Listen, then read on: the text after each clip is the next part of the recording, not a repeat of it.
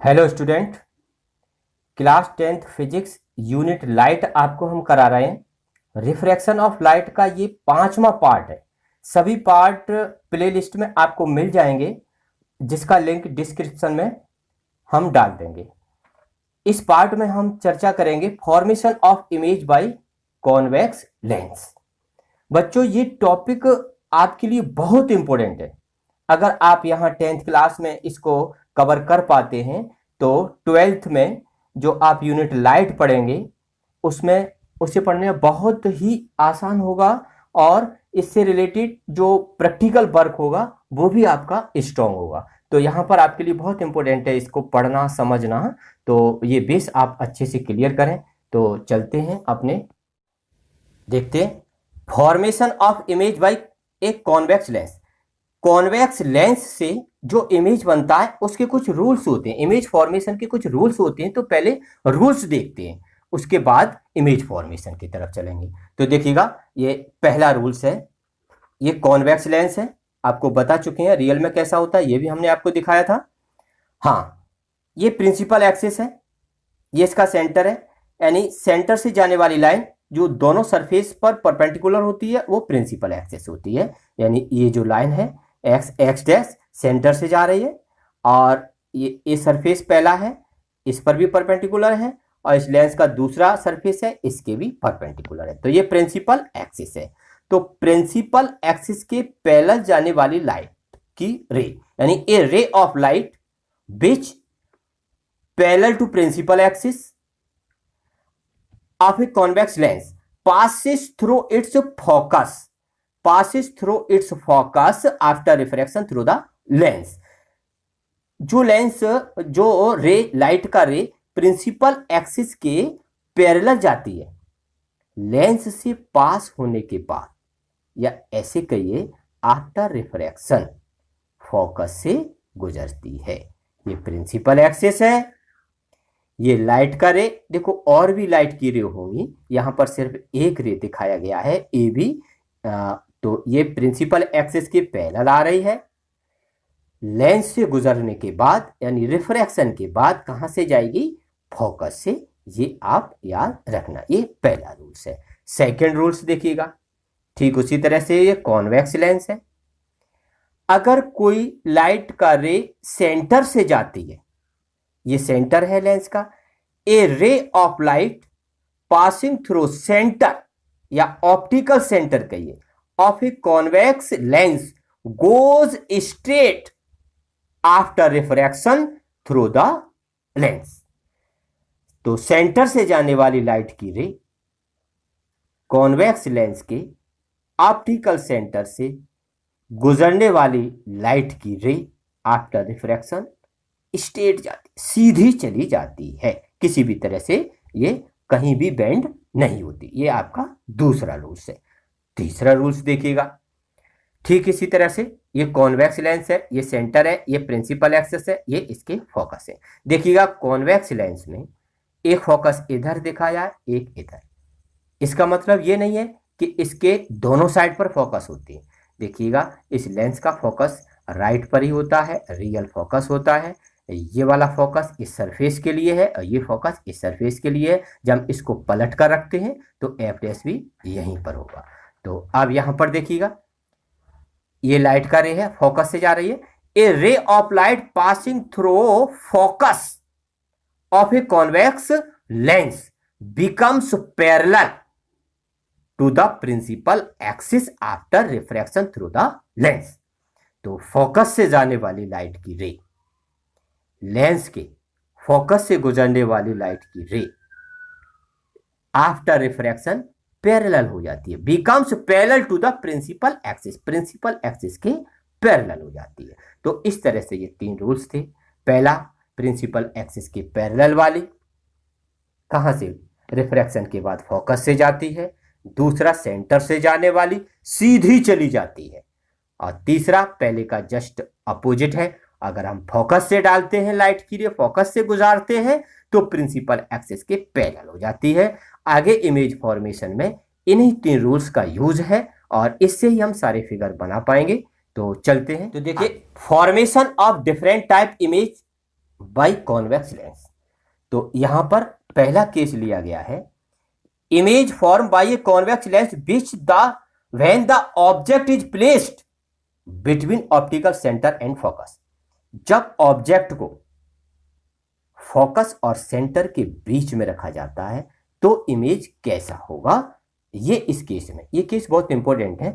और आपको हम बताएं, कॉन्वेक्स लेंस के केस में ये एक पहला केस ऐसा होता है, सिर्फ एक ही होता है जब वर्चुअल इमेज बनता है। वर्चुअल इमेज कब बनता है, जब हम विद इन फोकस यानी ऑब्जेक्ट को फोकस के अंदर रखते हैं, सेंटर और फोकस के बीच में। यहां आप देखें फिगर में समझें, ये कॉन्वेक्स लेंस है, ये सेंटर है और ये इसका प्रिंसिपल एक्सिस है, ये फोकस दिखाए दोनों सरफेस के लिए। अब सेंटर और फोकस के बीच में ए भी ऑब्जेक्ट रखा है, ये ऑब्जेक्ट है। आप ये ना सोचें कि ये ठीक मिड पॉइंट पर ही रखना जरूरी है, फोकस और सेंटर के बीच में कहीं भी हम रखें इमेज ऐसा ही बनेगा। तो ये ऑब्जेक्ट को रखा है बिटवीन फोकस एंड सेंटर। अब देखते हैं जो अभी आपने रूल्स पढ़े समझे उन्हीं का यूज करते हैं। देखो, एक रे पैरेलल जाती है किसके, इस प्रिंसिपल एक्सिस के पैरेलल, और पैरेलल जाने वाली आफ्टर रिफ्रैक्शन कहां से पास होती है, ये पास होती है फोकस से। तो ये पैरेलल गई, लेंस से गुजरने के बाद यानी लेंस या इंसिडेंट हुआ, रिफ्रैक्शन हुआ, रिफ्रैक्शन के बाद फोकस से निकल गई। ठीक, दूसरी, ये दूसरी है एसी ए, ये सेंटर से जा रही है और सेंटर से जाने वाली सीधी चली जाती है, किसी भी तरह से बेंड नहीं होती। दोनों रूल्स लगे। अब आप देखें, ये जो रिफ्रैक्टेड रे है आगे बढ़ती जाती है, कहीं मिलती नहीं है। अगर ये कहीं आगे मिलती तो रियल इन्वर्टेड इमेज बनता। अब आप देखें, ये जो बाहर जाने वाली है इसको डॉट डॉट लाइन करके आगे बढ़ाएं। ये दूसरी है बाहर जाने वाली रिफ्रैक्टेड रे, इसको भी डॉट डॉट करके हमने आगे बढ़ाया, तो ये यहां पर दोनों मिल जाती है। अब आप यहां से थोड़ा सा इमेज करें, अगर आपसे क्वेश्चन को ये पूछे कि ये कहां से आ रही है, तो आपको ऐसा लगेगा कि ये ए डैश से ही आ रही हैं, लेकिन रियल में आती नहीं है, यहां से सिर्फ आभास हो रहा है, सिर्फ प्रतीत हो रहा है कि ए डैश से आ रही है। तो ये ए डैश ए का ये वर्चुअल इमेज होगा, न कि रियल इमेज होगा। यहां से आपने प्रिंसिपल एक्सिस पर परपेंडिकुलर खींचा तो ये ए डैश बी डैश ये वर्चुअल इमेज बना, किसका, इस ऑब्जेक्ट का। ये रिफ्रैक्टेड रे कहां से आती हुई प्रतीत होती है, ए डैश से, और ये रियल में नहीं आ रही लेकिन आभास हो रहा है, इसलिए ये इमेज वर्चुअल होगा, यानी हिंदी में इसे आभासी भी कहते हैं। तो अब आप यहां पर देखें, इमेज और ऑब्जेक्ट से कंपेयर करें, ऑब्जेक्ट से कंपेयर करते हैं तो इमेज काफी बड़ा है। तो इमेज के नेचर में आप ये भी कह सकते हैं इमेज कैसा है, larger than the object, object से बड़ा है। ठीक, और दूसरी बात, ऑब्जेक्ट के पीछे बन रहा है, देखिएगा ऑब्जेक्ट से पीछे बन रहा है, तो आप ऐसे भी कह सकते हैं बिहाइंड द ऑब्जेक्ट। ये इमेज का दूसरा नेचर हो गया। अब आप ऐसे भी कह सकते हैं ये सेंटर के लेफ्ट पर बन रहा है, on the left side of lenses, यानी लेंस के लेफ्ट साइड पर बन रहा है, ये भी इसका नेचर हो गया। इस तरह से हम नेचर बनाते हैं। अब एक और नेचर है जो हमें हर केस में देना है। देखो, इमेज कैसा बन रहा है, वर्चुअल, और वर्चुअल इमेज हमेशा सीधा होता है। देखिए, ये ए डैश बी डैश है, ए बी है, ऑब्जेक्ट से कंपेयर करें तो एकदम सीधा है। तो ये वर्चुअल एंड एरेक्ट, एरेक्ट में सीधा, तो इमेज वर्चुअल है, एरेक्ट है और बड़ा है, and larger than the object और बिहाइंड द ऑब्जेक्ट, या ऐसे करिए लेफ्ट साइड द लेंस।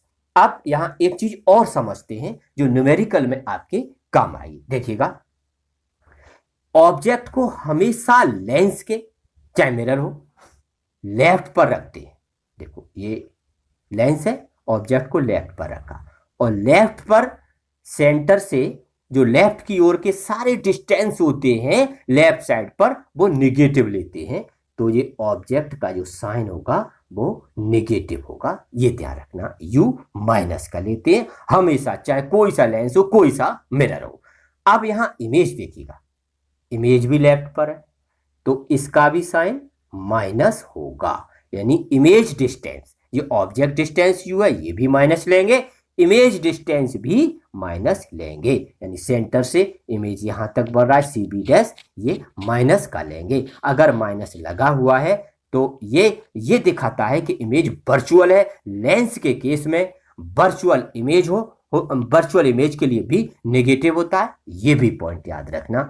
और फोकस, देखो फोकस और सेंटर के बीच का डिस्टेंस जो फोकल लेंथ है वो आपका पॉजिटिव होगा, क्योंकि ये फोकस राइट पर है। कॉन्वेक्स लेंस का फोकल लेंथ हमेशा पॉजिटिव होता है। यहां पर देखिएगा 3 नेचर हमने ये लिखे हैं जो अभी अभी आपको बताए थे।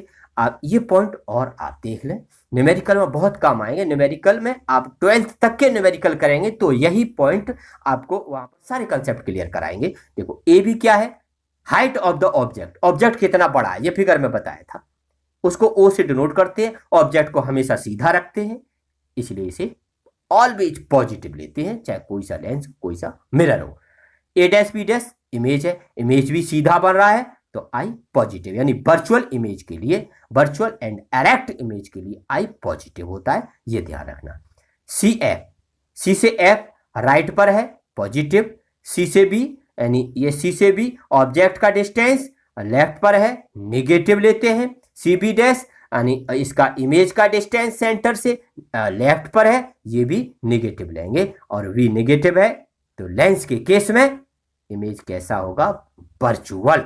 तो ये एक आपका प्लस और माइनस से ही नेचर मिल जाता है। बी प्लस है तो आप रियल कह सकते हैं, और बी माइनस है तो तुरंत बता दो कि ये आपका वर्चुअल इमेज है। केस हमने ये बताया, बाकी के केस नेक्स्ट वीडियो में देंगे। वीडियो कैसा लगा बच्चों कमेंट में जरूर बताएं, अच्छा लगा तो लाइक करें। और ये टॉपिक बहुत इंपॉर्टेंट है, आप इसे अभी से कवर कर लें जिससे कि 12th तक आपको फिजिक्स में कहीं दिक्कत नहीं होगा। थैंक यू, मिलते हैं आगे नेक्स्ट वीडियो में। तो हमारे साथ जुड़े रहने के लिए चैनल को सब्सक्राइब कर देना। Thank you, good bye.